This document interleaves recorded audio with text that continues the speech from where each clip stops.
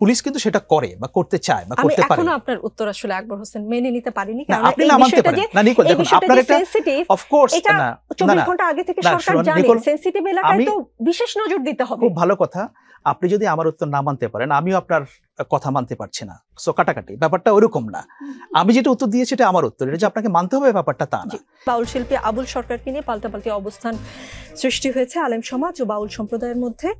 মানিকগঞ্জে ধর্মীয় অনুভূতিতে আঘাতের অভিযোগে শাস্তির দাবিতে আলেমদের বিক্ষোভ, অন্যদিকে মুক্তির দাবিতে মানববন্ধন কর্মসূচি দেয় বাউলরা। পাল্টাপাল্টি কর্মসূচি ঘিরে হামলায় দুই পক্ষের অন্তত 5 জন আহত হয়েছেন। পরে পুলিশ পরিস্থিতি নিয়ন্ত্রণে আনে। এর আগে উত্তেজনাকর পরিস্থিতি তৈরির পর পণ্ড হয়ে যায় বাউলদের পূর্ব নির্ধারিত মানববন্ধন কর্মসূচি, তারা করতে পারেনি।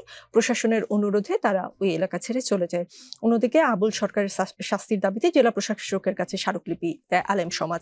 দুই পক্ষের কর্মসূচি ছিল, এটা আগে থেকেই জানা ছিল, তো আগে থেকে ব্যবস্থা নেওয়া যেত না?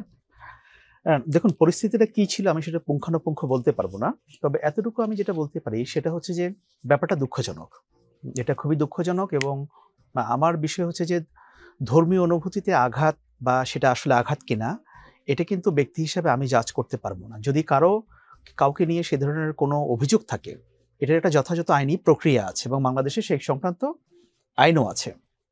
এখন প্রশ্ন হচ্ছে বিভিন্ন জায়গায় বা এর আগেও এই ধরনের ঘটনা ঘটেছে, এখনো হচ্ছে।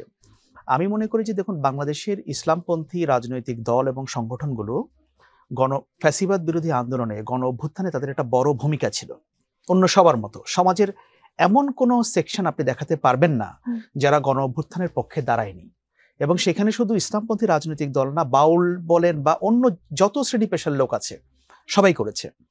এখন প্রশ্ন হচ্ছে যে যারা জুলাই গণ অভ্যুত্থানকে ধারণ করবে তাদের কিন্তু মনে রাখতে হবে যে এমন কোনো কাজ করা আমাদের উচিত হবে না যে জিনিসটার মাধ্যমে সমাজে একটা বিশৃঙ্খলা তৈরি হতে পারে, যে জিনিসের মাধ্যমে আমরা আন্তর্জাতিকভাবে হেয় হতে পারি এবং যে জিনিসের উত্তর দেওয়া আমাদের জন্য কঠিন হয়ে যেতে পারে। সুতরাং জুলাই অভ্যুত্থানের যে স্পিরিট, এই জিনিসটা সবাইকে মাথায় রেখে কাজ করতে হবে, এটাই আমি মনে করি। জি, এই ঘটনায় সম্ভবত উপদেষ্টা মাহফুজ আলম একটি পোস্ট দিয়েছেন, মজলুম জালিম হচ্ছে, ফ্যাসিবাদ বিরোধীরা ফ্যাসিবাদী হচ্ছে, পুরো পরিস্থিতি হতাশা ও ক্ষুব্ধতার, জুলুমকে ইনসাফ দিয়ে সহিংসতাকে দরদ দিয়ে প্রতিস্থাপন না করে যারা নতুন মাত্রার জুলুম ও সহিংসতা করে বেড়াচ্ছেন তারা ফ্যাসিবাদের পুনর্জাগরণের জন্য দায়ী থাকবেন। অনেকটা আপনার কথার ইকো মনে হচ্ছে। সমাজের রাষ্ট্রের চিন্তা ও আচারের বৈচিত্র্যকে বাধাগ্রস্ত করলে ফ্যাসিবাদ পুনঃপ্রতিষ্ঠিত হবে এবং জুলাই বিপ্লব ব্যর্থ হবে। তাসাওয়াফপন্থী, ফকির, বাউল সহ সকল ভিন্ন মতাবলম্বীদের উপর সাধারণের জুলুম বন্ধ হোক। প্রশ্ন দুইটা, আসলে উপদেষ্টার কাজ কি ফেসবুকে হতাশা ব্যক্ত করা? দ্বিতীয় প্রশ্ন, তিনি কি এই পোস্ট কয়েক ঘন্টা পর ডিলিট করে ফেলবেন? এটা আমি বলতে পারবো না, কারণ আমাকে প্রায় আসলে ওনার সম্পর্কে জিজ্ঞেস করা হয় বিভিন্ন। আমি আবারও বলি যে আমি ওনার মুখপাত্র নই। আপনি সরকারের অংশ। আমি সরকারের অংশ হলে আমি আসলে I am not a part of the administration, আমি আসলে দেশের বাইরেই থাকি। সো আমি যেটা বলছি যে আপনারা যতটুকু দেখছেন আমিও ততটুকুই দেখছি, এবং এগুলো নিয়ে যে অ্যাডমিনিস্ট্রেটিভ স্টেপস কি আছে সেটা নিয়ে আমার খুব একটা মানে গভীরভাবে ধারণা নেই।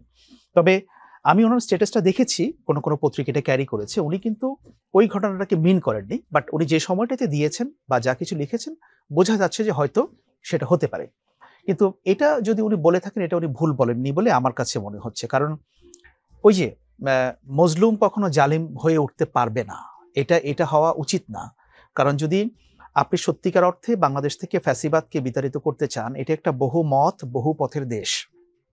এখানে আমরা ধর্মীয়ভাবে কোনোটা ইসলাম যা মুসলমানরা সংখ্যাগরিষ্ঠ, কিন্তু এখানে আমাদের অন্য ধর্মের লোকও আছে, সেটা যত ক্ষুদ্রই হোক তাদেরকে আমাদের প্রোটেক্ট করতে হবে।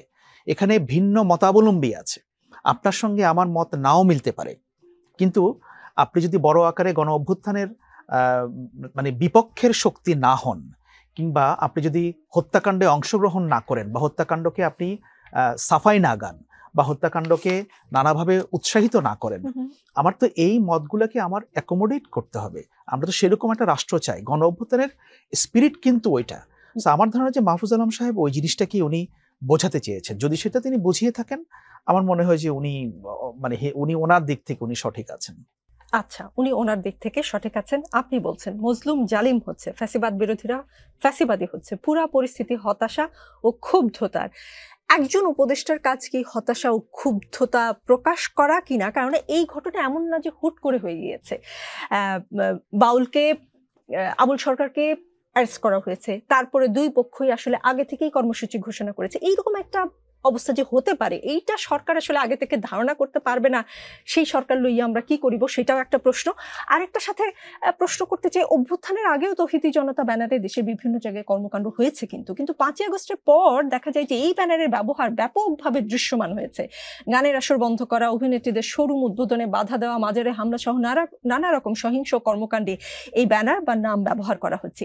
এই তৌহিদি জনতা আসলে কারা? সরকার কি পয়েন্ট আউট করেছে, নাকি এটা এমন একটা ব্যানার যে ব্যবহার করলে ইসলামের পক্ষের লোক হিসেবে বিবেচনা করা হচ্ছে, এবং যেহেতু ইসলামের পক্ষের লোক হিসেবে ব্যবহার করা হচ্ছে, রাষ্ট্রীয় আইন কানুন মানে আসলে তাদের জন্য শিথিল হয়ে যাচ্ছে। এই প্রবণতাকে, ইসলামের ভাবমূর্তিকে যে ক্ষুণ্ণ করছে, সেটা কি সরকার দেখছে না, বা এই ব্যানারকে কি সরকারও কোনো না কোনো ভাবে সমীহ করে কিনা?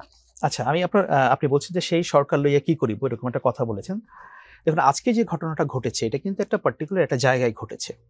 এখন সরকারের তো অনেকগুলো অঙ্গ আছে, আমি বারবার যে জিনিসটার কথা বলি যে সরকারের পলিসিটা কি, সেটা হচ্ছে গুরুত্বপূর্ণ। এখন আপনি যদি সরকার বলতে সরকারের প্রধান উপদেষ্টা এবং উপদেষ্টা পরিষদকে বোঝান, সেটা একটা জিনিস, কিন্তু থানার ওসি পর্যন্ত যেখানে কাজ করে ওইটাও কিন্তু সরকারেরই অংশ। এখন সরকার যাদেরকে দায়িত্ব দিয়েছে আইন শৃঙ্খলা রক্ষা করার জন্য একেবারে গ্রাসরুট পর্যায়ে, এটা কিন্তু তার এখতিয়ার। সরকারের কেন্দ্রীয় পর্যায়ে কিন্তু আজকে ভুরুঙ্গামারিতে কি হচ্ছে এটা কিন্তু সরকারের জানবে হচ্ছে 2 ঘন্টা পরে। যদি কোনো ঘটনা সেখানে ঘটে থাকে, ইমিডিয়েটলি সেটা অ্যাড্রেস করবে কে? Local administration. সরকার তো লোকাল অ্যাডমিনিস্ট্রেশনকে বলে দেয়নি যে তোমরা এখানে হস্তক্ষেপ করো না, বা তোমরা শান্তি শৃঙ্খলা রক্ষার জন্য কোনো দ্বিধা শো করো না, এরকম তো বলে নাই। সেটা তো সরকারের পলিসি না। সুতরাং মানে আপনি যখন বলছেন যে এই সরকার লইয়া কি করিব, অফকোর্স সরকারের ব্যাপারে হয়তো আপনার অনেক সমালোচনা থাকতে পারে। আপনার উত্তরটা আমি কেন নেইনি, আকবর হোসেন যেই ফেসবুকে মাহফুজ আলম সময় নিয়ে পোস্ট দিয়েছেন, সেই ফেসবুকে গত 24 থেকে ধরেন 48 ঘন্টা এটাই ঘটছে।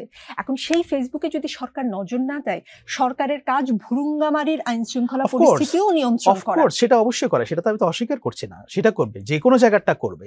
কিন্তু আমি বলতে চাই সরকারের যে স্তরগুলো আছে, ইমিডিয়েটলি বিষয়টাকে কারা অ্যাড্রেস করবে, এবং পুলিশ সেখানে কি ধরনের অ্যাকশন নিয়েছে। আপনি বলছেন, দেখেন একটা জায়গায় যখন একটা সংঘাতময় পরিস্থিতি তৈরি হয়ে যায়, আইন শৃঙ্খলা রক্ষাকারী বাহিনীর সদস্য যে পরিমাণ থাকে, সেখান থেকে যদি ক্রাউডের সংখ্যা বেশি হয়ে যায়, ইমিডিয়েটলি হয়তো সেটাকে ট্যাকেল করাটা কঠিন হয়, বাট ইভেনচুয়ালি পুলিশ কিন্তু সেটা করে বা করতে চায় বা করতে পারে। এখনো আপনার উত্তর আসলে আকবর হোসেন মেনে নিতে পারেনি, কারণ আপনি না মানতে পারেন না। নিকো, দেখুন আপনার এটা অফ কোর্স না, 24 ঘন্টা আগে থেকে সরকার জানে সেনসিটিভ এলাকায় তো বিশেষ নজর দিতে হবে। খুব ভালো কথা।